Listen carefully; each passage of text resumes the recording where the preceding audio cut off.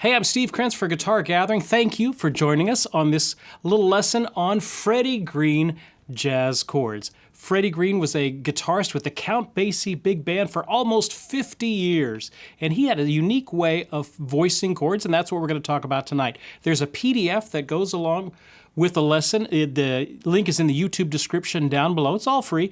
Just grab it, have it out there in front of you, and you'll be ready for the lesson that's coming. All right, Freddie Green.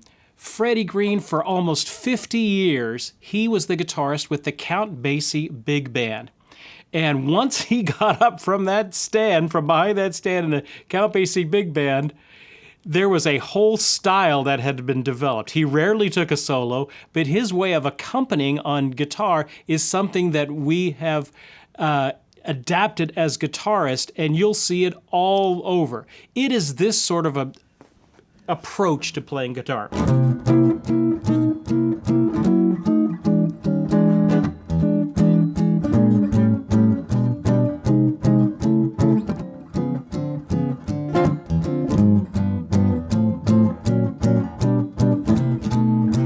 It's that backbeat. It's mainly a quarter note rhythm. You're doing down strums, and you have, he described it as, it's like if you had a drummer that you could hear the chords that the drummer's playing. So he is locked in to what the drummer is doing. It's a way, it's not the only way of approaching jazz accompanying on guitar, but it is one of the main ones. So let's dig into it. And here's how it works.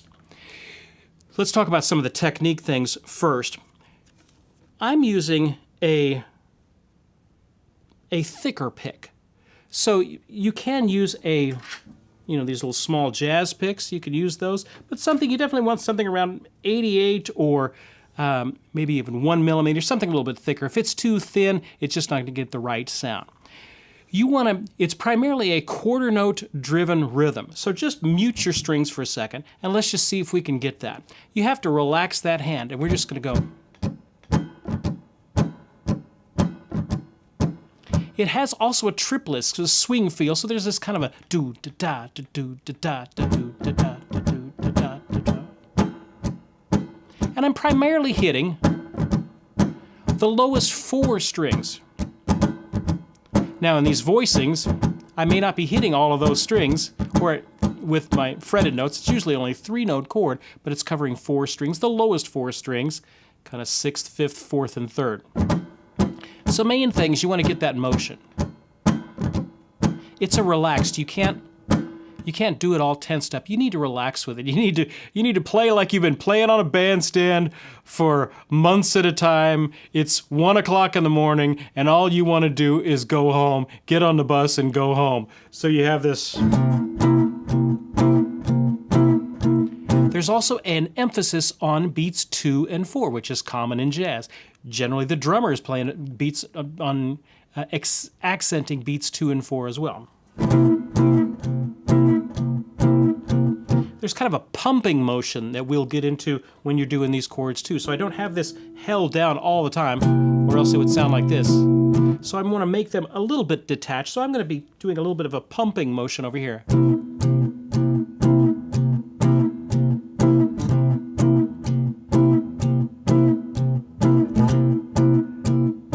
There you go, something like that. All right, let's get into the forms. Now that we've got the rhythm and the style down, let's get into the forms. All right, take a look at the first page of our format there. There's basically, we're going to cover about 8 forms. And we're going to do the first 4 is with a root that's on the 6th string. Basically, you're going to have chords that have roots on the 6th string or the 5th string. Now in jazz, we don't do a lot of open chords. In fact, we kind of avoid open chords because we're looking for a warm, round jazz sound. So I'll tend to back my tone back a little bit, and you're looking for a round, warmer tone. All right, so we're going to get to the key of B flat, and we're going to cover kind of the 4 main food groups of types of chords. You have the major 7th. Now, first of all, let's look at the shape and what's going on here. You'll notice that first B flat major 7th shape, that first note has a diamond on it. Okay, that's important. The diamond is going to be the root of the chord. So if I wanted a B flat major 7th, I'm putting my first finger where that diamond is on a B flat. If I wanted an A major 7th, then I would move the whole shape down to where my first finger, the root, is where an A is. So you need to know the notes on your 6th string all the way up and down. But we're at the 6th fret on the 6th string, there's a B flat, and then we form this chord. We've got a B flat with our first finger. Then I'm gonna skip the 5th string. We'll get to that in a second. I'm gonna skip the 5th string. I'm gonna put my 3rd finger on the 4th string at the 7th fret. I'm gonna put my pinky at the 7th fret again, but on the 3rd string. Now, what about the 5th string? All right, you're muting out that string. And how we do that in jazz is you just let your first finger, usually we have all of them up on our tippy toes, but this is jazz. We're a little bit more relaxed with it. So I'm gonna let that first finger just come down a little bit, and I'm just gonna let him sit on that 5th string. I'm not pressing it down to where I actually fret the note, but I'm just letting it set there. So if I played each note individually, it'd sound like this. So that 5th string is just fretted out. So I'm not pushing it down, I'm just letting his fleshy part of the finger just set on that a little bit. And I end up with this shape. And let's just get that going. Now you can do it with downstrokes here. Sometimes I'll even do with like the back of my 2nd finger or my middle finger. That sort of a sound, warmer sound, or I can do it with the pick. Got my pumping going. Got a little bit of triplet feel in there every now and then. Da da da da da da da. Not all the time, but just every now and then. Okay, that's a major 7th shape. And again, I can be moved. If I want to C major 7th, it's up here. What are the next type of chord? We're going to run into dominant 7th. So here I'm going to switch my fingers around. I'm going to keep my first finger where he's at. I'm going to put my 2nd finger to flat that 7th. The 7th is on the 3rd or 4th string. So I'm going to put my 2nd finger on the 6th fret of the 4th string. Again, I'm skipping that 5th string. And I'm going to put my 3rd finger on the 3rd string at the 7th fret. That's major 7th. That's dominant 7th there. There you go. All right, what about B flat minor? Okay, so here's how we change it around for that. I'm going to put my 2nd finger where my 1st finger was. So he's now the root on the 6th string at the 6th fret. Again, I'm skipping that 5th string, kind of muting it out. Then I'm going to put my 3rd finger on the 4th string at the 6th fret. Pinky on the 3rd string at the 6th fret. All right in a row. Muting out that 5th string. Same thing if I wanted an A minor 7th. There it is. These are very common jazz forms. I'm only striking the 6th, 5th, and 4th and 3rd strings. I'm not going all the way down to these. I'm not doing that. Just kind of stopping at that 3rd string. So here's the major 7th. Here's the dominant 7th. There's the minor 7th. And there's one more. We're going to do a little diminished 7th. But in jazz, we just kind of write it as diminished. If you see diminished, it's kind of automatically a diminished 7th in jazz. Here I have to switch things around. My 2nd finger is on the 6th string, but my 1st finger, he's going to come back to the 4th string at the 5th fret. And the 3rd finger is going to catch the 3rd string at 6th fret. So those are my 4 shapes. Major 7ths, dominant 7ths, minor 7ths with the 2nd finger, and diminished. Okay, I've covered the 4 main food groups of jazz chords. Major 7ths, dominant 7ths, minor 7ths, and diminished. All right, so we've done them with a 5th string, or excuse me, with a 6th string root, muting out that 5th string. Let's flip over to the next page, page 2, and let's take a look at ones that happen on the other side, on the 5th string root. So in here, we're going to do them in the key of E flat. So we're kind of in the same neighborhood we were just at. All right, so this first one, we're going to cover the same 4 types of chords. An E flat major 7th, 2nd finger on the E flat here. Now the root is on our 5th string, so we got to go, we're counting on notes on the 5th string. Then I have my 1st finger on the G at the 4th string 5th fret, 3rd finger on the D at the 3rd string 7th fret. That's a major 7th. These are all voicings that have just 3 notes. The root, some kind of 7th, whatever it is, and some kind of 3rd, whatever it needs to be. Okay? That's the major 7th form. The dominant 7th form, well, I just move my 3rd finger back a fret, and I have the dominant 7th form of that. 3rd finger in this shape is covering the 7th.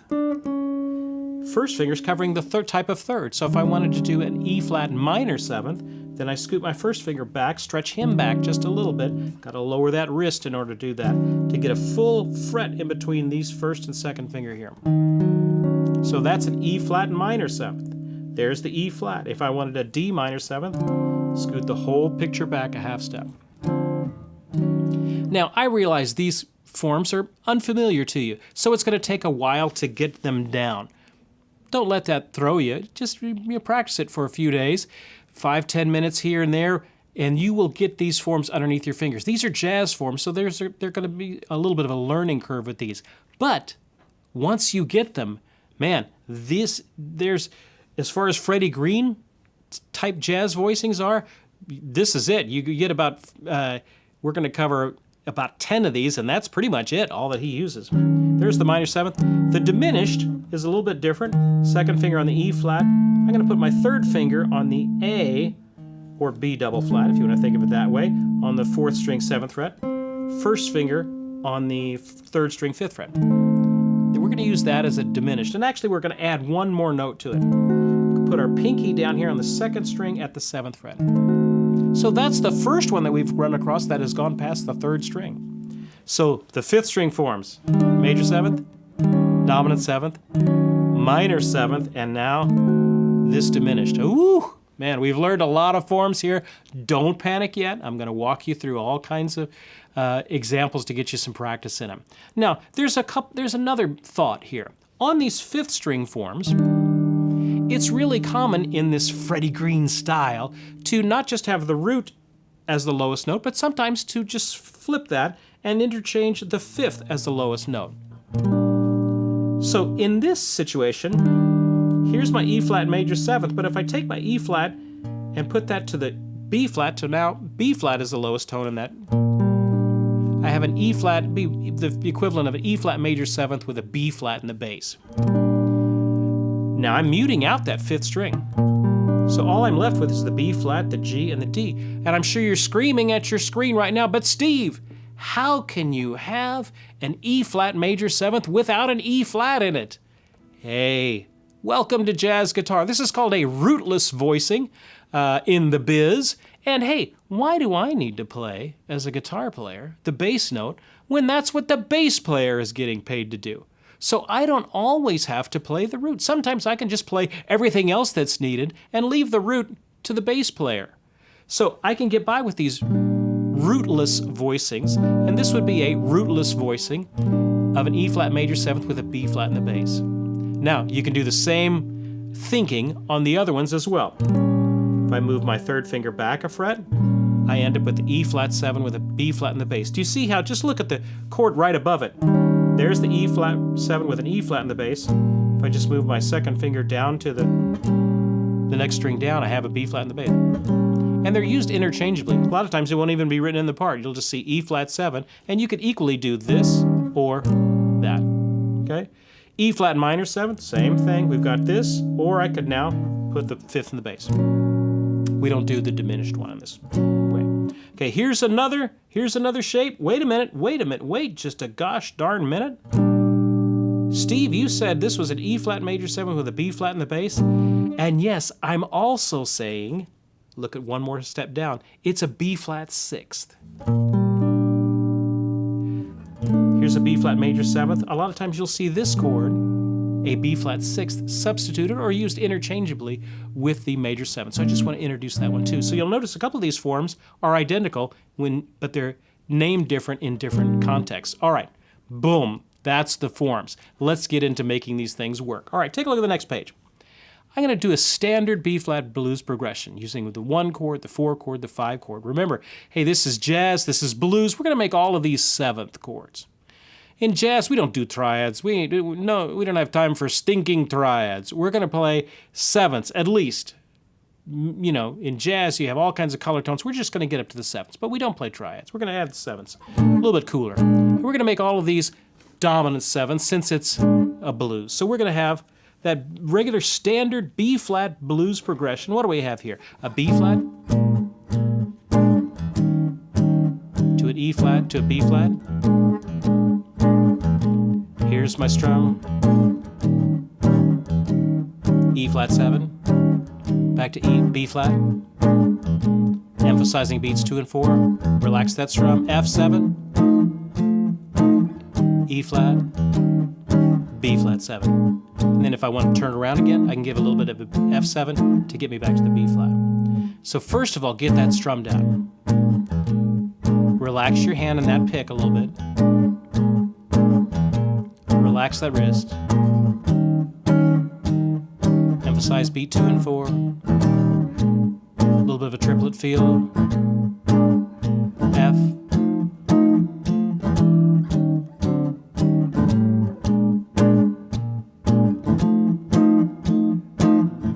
If I need to go faster, it's just the same motion, I'm just faster. So it's turning the guitar almost into a percussion instrument that's got a little bit of a harmony in it. So we're really locking in with the drums and the bass player to create one solid unit that the whole big band is going off on as we're accompanying them. Take a look at, here's a look at the bottom of page 3. Oh man, this is a good one. In this Freddie Green style, you use a lot of, there's a couple of common chord movements, and here's just the basic one, a walk up. So we're going to do a walk up from B flat up to E flat, and it goes like this.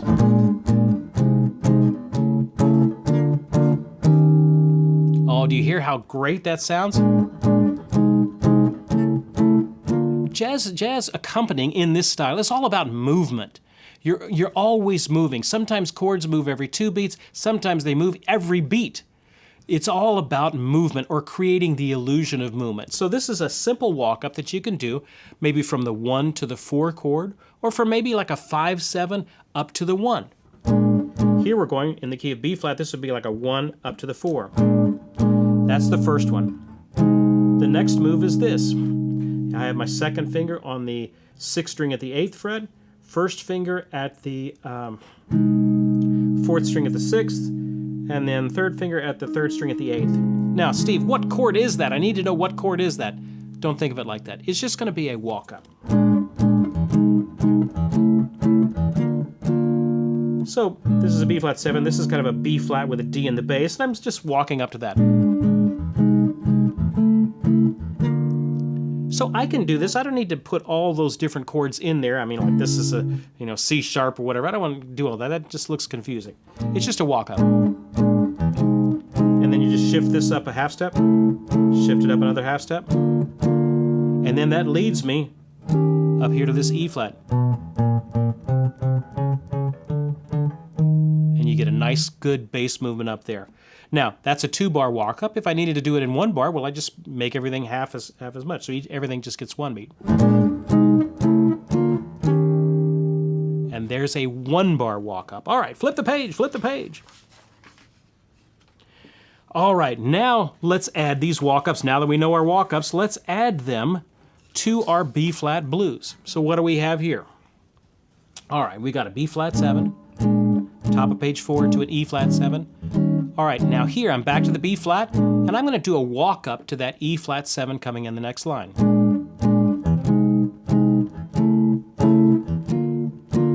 And then here I go to the E flat 7. Maybe I'll switch down here to the lower one.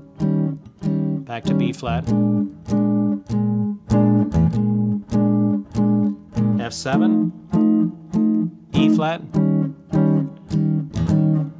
B flat. Hey, let's do a walk up to the B flat 7 at the top of the progression. F. There you go. So we have a walk up. We did a walk up from the B flat to the E flat, and then we did a walk up from the F to the B flat 7. All right, it's starting to sound cooler each time we do it. All right, here's another common progression and common movement, combination of chords that you'll see in these. It's the 2-5-1. 2-5, that would be in the key of B flat, would be the 1 chord. The 2 chord would be a C minor, built on the 2nd step. The 5 chord would be an F, F7. If you're unfamiliar with that, I did a whole series on how music works, as we did a whole playlist on that. You can look for that on the YouTube channel, of how music works and how chords move. All right, so we have a 2-5-1. C minor to a B, or F7 to a B flat 7. All right, so how do we do these combinations? I wrote 4 different common ways that you're going to see these. All right, we have the first one, C minor 7th to an F7. And then I put it in there again just to kind of double it up and give you some practice on it.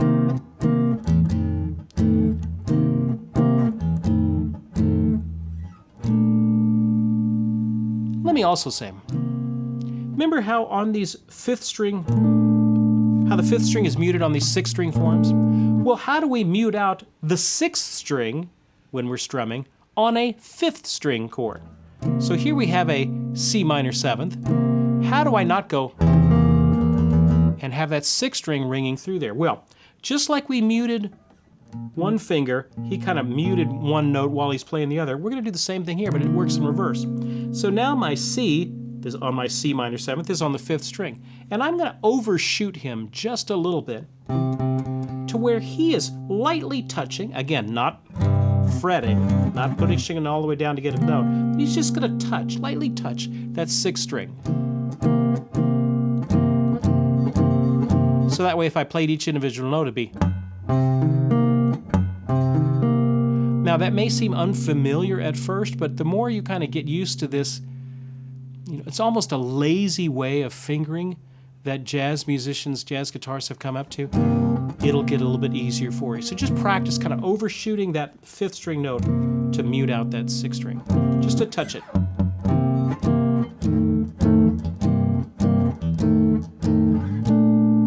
Okay, look at the next one. Now I'm going to do, instead of a C minor 7th, I'll have the G in the bass.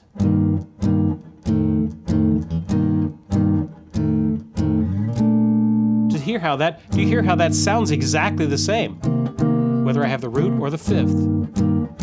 They both work just as well. Look at the next one down, the next line down. Well, let's switch it. Instead of having a 5th string root going to a 6th string root, let's start on the 6th string and have the C minor 7th like that. 2nd finger, 3rd finger, 4th finger, going to an F7. Do you see how they're right on top of each other?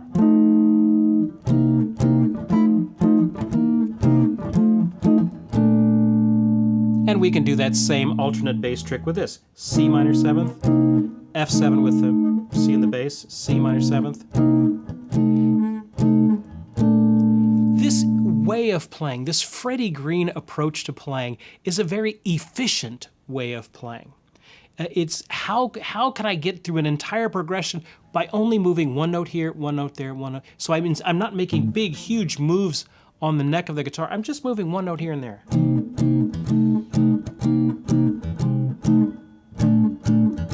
Major 7 to the 6th.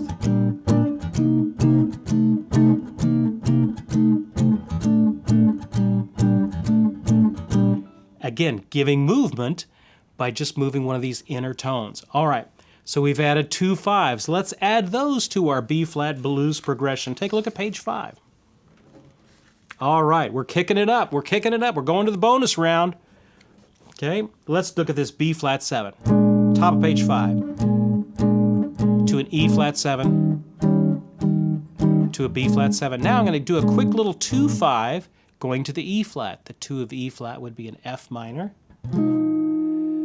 The 5 of E-flat would be a B-flat 7 to an E-flat 7. Don't get too lost in the theory of it. Just realize it's a 2-5 of that coming, the chord that's coming. So it'd be a F minor 7, B-flat 7, E-flat.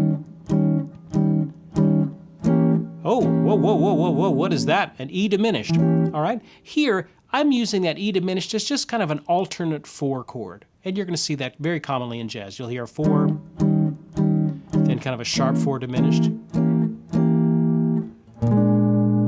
Now, this is a jazz blues. So as opposed to a regular blues, which kind of goes, the last 4 bars would be a bar 5, a bar 4, and then back to 1.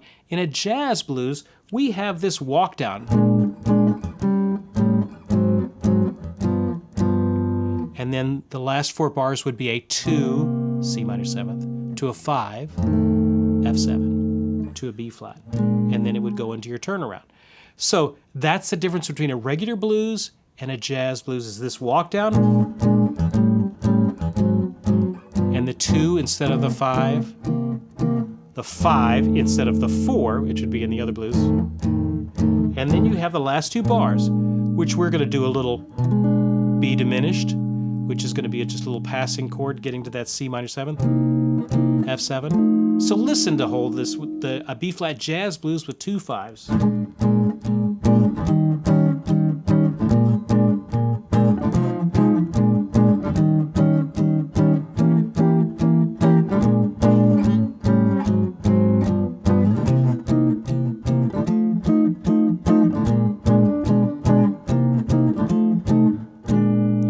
B flat 7 there. Oh man, it's starting to sound like jazz. Let's talk about another concept. One more concept and then I'll let you go. In order to create movement, of which is kind of the goal with this type of comping on guitar, is the illusion of movement. So an easy way to do that is to just start approaching chords a half step above or a half step below it. I'm just going to move these chords around. If it's just a static chord for a while, man, I just don't want to hang out on this B flat 7 forever. Let's just at least move it back and forth. So I can at least move it back and forth.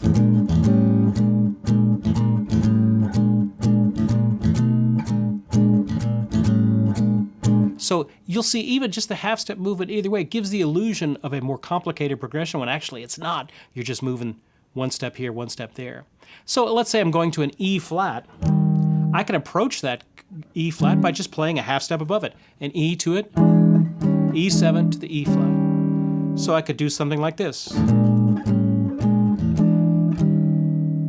Oh, do you hear that? If I just did the first 2 measures of a blues and just move things around back and forth, I end up with this rather complicated sounding progression when it's not. I'm just sliding the shapes around. Ah, that's a little trick. We can just move things back and forth half steps by half steps. All right, you ready? Hang on to your floaties, kids. Let's go to the deep end of the pool. All right, take a look at the last page, page 6. We're going to do a jazz blues progression, and we're going to add everything that we've talked about. We're going to add walk-ups. We're going to add approaching chords from a half step below or beneath.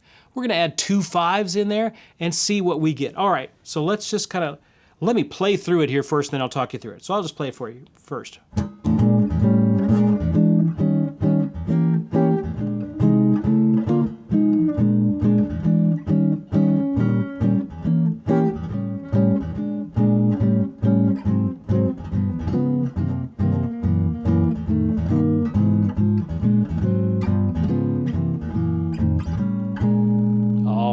There you go, there you go. What are we doing there? B flat back and forth. And then I'm going to the E flat, so I'm going to give a half step before it. E7 down to the E flat. Give a little E diminished there. Remember our alternate 4 chord. And then I'll do a little walk up from B flat. Throw a little 2 5 in there. F minor to a B flat, but I'm going to approach that B flat by half steps. Oh man, that's a very jazzy way to do it. F minor, B7, B flat 7, E flat 7, E, or E7 to E flat 7. Notice the top note.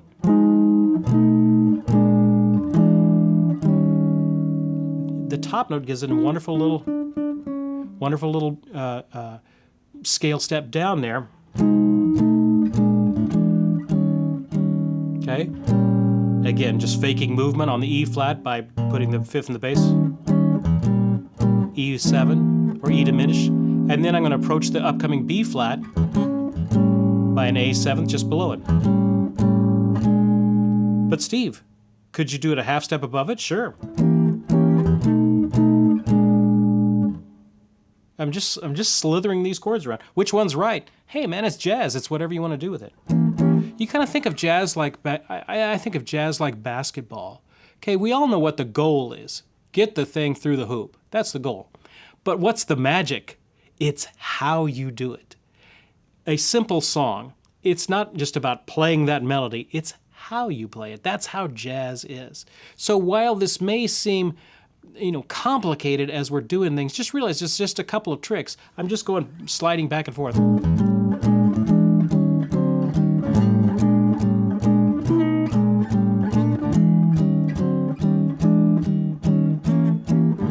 All right, let's take a look at what's happening here in the third line. B flat 7, A7, A flat 7, G7. Again, oh man, don't think about all those chords, just think about one form. I'm moving it down a half step. Just to walk down. And then half step above that, D flat 7 to the C minor. But Steve, shouldn't that be a D flat minor 7th? It's jazz, man. I defy you to try and tell whether it's a D flat 7 or D flat minor 7. When it's in the heat of battle, it just moves by too quick.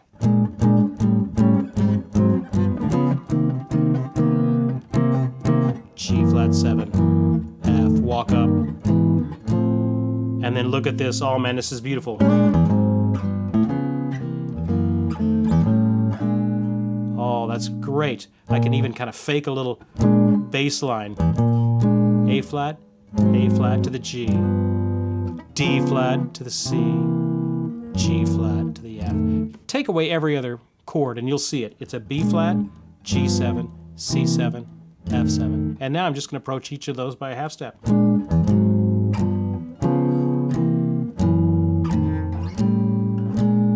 There you go. Very jazzy way to accompany. So there you go. That's some of the Freddie Green, his accompanying approach on jazz guitar. So a lot of times you'll see all over the world, you'll see written in big band parts, I've played 1,000 of them, where it says at the top of the page, a la Freddie Green.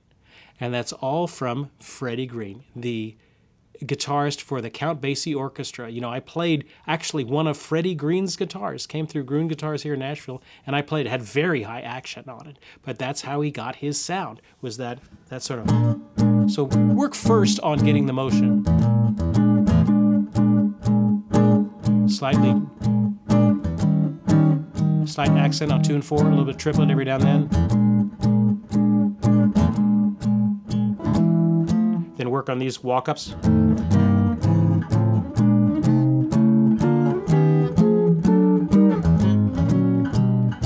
Just kind of work on that pattern. You'll do it all the time in jazz. And then the next level, start working on incorporating some of these half-step runs before and after each chord. All right, there you go. Hey, I'm Steve Krenz for Guitar Gathering. If you want to know more about these jazz chords, I did do a fretboard workout series on jazz chords, and the links for that is in the YouTube description down below if you want to go do another deep dive in jazz chords. Hey, I'm Steve Krenz for Guitar Gathering. We will see you next time.